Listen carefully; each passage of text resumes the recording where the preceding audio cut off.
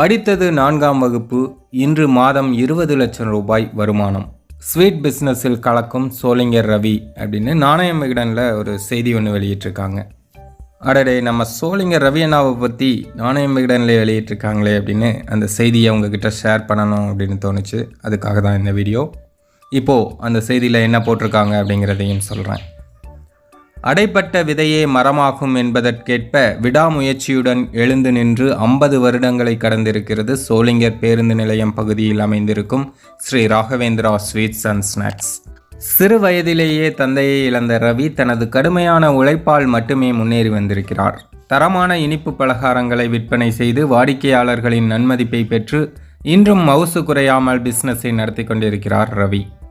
இவர் ரஜினிகாந்த் ரசிகர் நட்பணி மன்றத்தின் ஒருங்கிணைந்த வேலூர் மாவட்ட செயலாளர் என்பது கூடுதல் தகவல். ஓர் இனிய காலை பொழுதில் ரவியை சந்தித்து பிஸ்னஸ் வெற்றிக்கான சீக்ரெட்ஸ் குறித்து பேசினோம். வாழ்க்கை பாடத்தை கற்றுக்கொள்ள பெற்றோர்கள் கடந்து வந்த பாதையை அறிந்து கொண்டாலே போதும். என் அப்பா நரசிம்மன், அம்மா ஆண்டாள். என்னுடைய பள்ளி பருவத்திலேயே அப்பா மாரடைப்பால் இறந்து விட்டார். குடும்பம் பொருளாதார நெருக்கடியில் சிக்கிக்கொண்டது. எனக்கு அடுத்து 2 தங்கைகள், ஒரு தம்பி.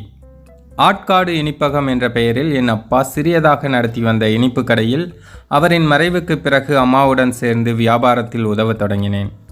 என் தங்கைகள் மற்றும் தம்பியின் எதிர்காலத்துக்காக பள்ளி படிப்பை 4ஆம் வகுப்புடன் நிறுத்திவிட்டு முழு நேரமாக கடை வியாபாரத்தை பார்த்து கொண்டேன்.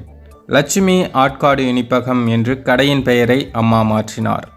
வீடு கடை என நாள்கள் அப்படியே என்னை நகர்த்தி சென்றது.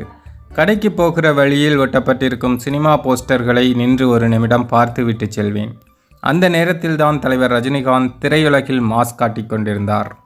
பல நடிகர்களின் முகங்களை போஸ்டர்களில் கண்டிருந்தாலும் தலைவர் ரஜினியின் முகம் மட்டும் ஏதோ ஒரு தாக்கத்தை ஏற்படுத்தியது. 1980களில் வெளியான தாய் மீது சத்தியம் படத்தை பார்த்த பிறகு தலைவர் ரஜினியின் ரசிகனானேன்.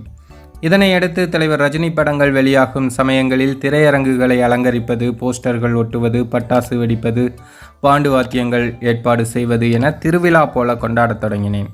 நாளேடுகள், ஆனந்த விகடன் உள்ளிட்ட வார இதழ்களில் வெளியாகும் தலைவர் ரஜினியின் புகைப்படங்களை என்னுடைய இனிப்பு கடையில் ஒட்டி அலங்காரம் செய்து வைத்தேன்.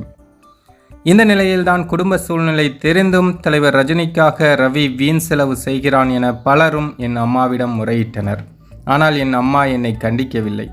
சிறு வயதிலிருந்தே குடும்ப பொறுப்பை ஏற்று உழைத்து கொண்டிருக்கிறான். ரவிக்கு இருக்கின்ற ஒரே சந்தோஷம் தலைவர் ரஜினியும் அவரின் படங்களும் தான். ஒரு நாள் ரவியும் நல்ல நிலைமைக்கு வருவான் என்று என் அம்மா நம்பிக்கையுடன் சொன்னார். அம்மா இன்று என்னுடன் இல்லை. ஆனாலும் அவர் சொன்ன வார்த்தைகள் என்னை இந்த நிலைக்கு கொண்டு வந்திருக்கின்றன. 1985இல் ரஜினி ரசிகர் மன்றத்தில் இணைந்து மன்ற பணிகளை செய்ய தொடங்கினேன். அப்போதுதான் தலைவர் ரஜினியின் 100வது படமான ஸ்ரீ ராகவேந்திரா வெளியானது. படத்தின் பெயர் அறிவிக்கப்பட்ட உடனே நானும் எனது கடையின் பெயரை ஸ்ரீ ராகவேந்திரா ஸ்வீட்ஸ் என மாற்றிவிட்டேன். என் உழைப்பும் நம்பிக்கையும் வீண் போகவில்லை. வியாபாரத்தில் நல்ல வருமானம் கிடைத்தது. அதன் பிறகு தந்தை ஸ்தானத்தில் இருந்து 1990இல் என் தங்கையை சீரும் சிறப்புமாக திருமணம் செய்து கொடுத்தேன். இந்த நிலையில்தான் எனக்கு உறுதுணையாகவும் ஆறுதலாகவும் இருந்து வந்த என் தாயார் 1993இல் உடல்நலக்குறைவு காரணமாக காலமானார். 1997இல் 2வது தங்கைக்கும் திருமணம் செய்து வைத்தேன். எனக்கு திருமணமாகி 3 மகள்கள் உள்ளனர். சோர்ந்து விடக்கூடாது, உண்மையாக உழைத்தால் உயரத்தை அடையலாம் என்ற தலைவர் ரஜினிகாந்தின் வழியில் கடுமையாக உழைத்தேன். இனிப்பு கடையுடன் சேர்ந்து பேக்கரியையும் தொடங்கினேன். இன்று வரை என் வருமானத்தில் 1/3 ஒரு பங்கை தலைவர் ரஜினி சார்பில் நட்பணிகள் செய்து வருகிறேன். அழியாத செல்வம் கல்வி. அதை நான் தவறவிட்டதைப் போல வேறு ஒருவரும் தவற விட்டுவிடக்கூடாது என்பதற்காக என்னால் இயன்ற தொகையை கல்விக்காக கஷ்டப்படும் மாணவர்களுக்காக வழங்கி வருகிறேன். 2018இல் சோளிங்கருக்கு அருகில் ஒரு அரசு பள்ளியை வண்ணமயமாக்கி சுத்திகரிக்கப்பட்ட குடிநீர், விளையாட்டு மைதானம், பூங்கா, நவீன கழிப்பறை அமைத்து கொடுத்திருக்கிறேன். 1970இல் என் அப்பா தொடங்கிய இனிப்பகம் இன்று 55 ஆண்டுகளை நெருங்கிவிட்டது. 2 கடைகள் இப்போது உள்ளன. 35 பேர் வேலை செய்கிறார்கள். அவர்களை வேலையாட்களாக அல்ல, தொழில் வளர்ச்சிக்கான உதவிக்கரங்கள் என்றே நான் நினைக்கிறேன். அவர்களில் பாதி பேர் தங்குவதற்கு அறை எடுத்து கொடுத்திருக்கிறேன். 3 வேளை உணவும் வழங்குகிறேன். நாளொன்றுக்கு 2 கடைகளுக்கும் சேர்த்து சுமார் 5000 வாடிக்கையாளர்கள் வந்து செல்கிறார்கள். எங்களின் ஸ்ரீ ராகவேந்திரா கடையில் 110 வகையான இனிப்பு பலகாரங்களை தயாரித்து விற்பனை செய்கிறோம். எங்கள் கடையில் பாதுஷா தான் வாடிக்கையாளர்களின் ஃபேவரேட். தரம் சுவைதான் இந்த ஸ்வீட்ஸ் அண்ட் ஸ்நாக்ஸ் தொழில் வளர்ச்சிக்கு மிக முக்கிய காரணம். ஸ்ரீ ராகவேந்திரா ஸ்வீட்ஸ் சோளிங்கருக்கே அடையாளமாக மாறிவிட்டது என்பது ரொம்பவே மகிழ்ச்சி அளிக்கிறது. ஒரு கடையில் ஒரு நாள் வருமானம் 30,000 40,000 வரை கிடைக்கிறது. 2 கடைக்கும் சேர்த்து மாதம் 20 லட்சத்திலிருந்து 24 லட்சம் வரை டர்ன் ஓவர் பார்க்கிறோம்.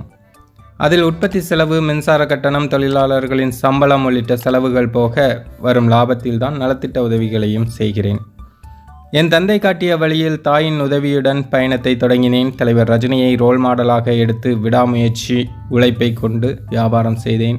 வெற்றி நிச்சயமானது என்றார் புன்னகைத்த முகத்துடன் அப்படின்னு விகடனில் நம்ம அண்ணா கொடுத்த பேட்டியை போட்டிருக்காங்க.